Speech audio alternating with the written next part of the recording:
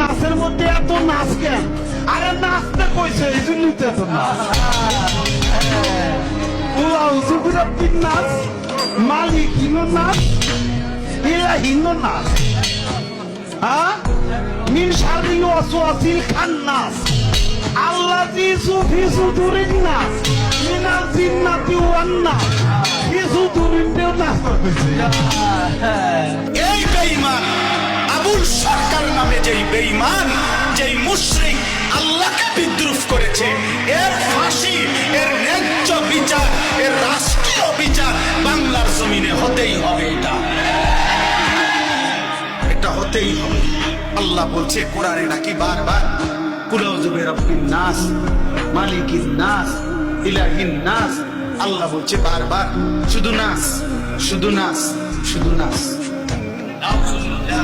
শোনেন মিয়া, এই আসমান সৃষ্টির পর থেকে পৃথিবীর প্রথম মানুষ থেকে আজকে পর্যন্ত পৃথিবীতে বহু মানুষ বহু কুফরি করছে, শিরিক করছে, আল্লাহ তাআলার হুকুমের নাফরমানি করছে, কিন্তু আল্লাহকে লক্ষ্য করে, মহান আল্লাহকে কেন্দ্র করে, আল্লাহকে উল্লেখ করে, উদ্দেশ্য করে পৃথিবীর কোন কাফের, মুশরিক, কোন মুরতাদ, কোন বেঈমান, কোন মূর্তি পূজক, কোন আগুন পূজারী, কোন সূর্য পূজারী, পৃথিবীর কোন নিকৃষ্ট কোন কাফের আল্লাহকে এত বড় কথা বলে নাই।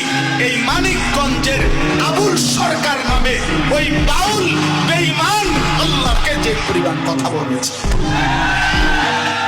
এই বেঈমান সরাসরি বেঈমান, এই বেঈমান প্রকাশ্য বেঈমান।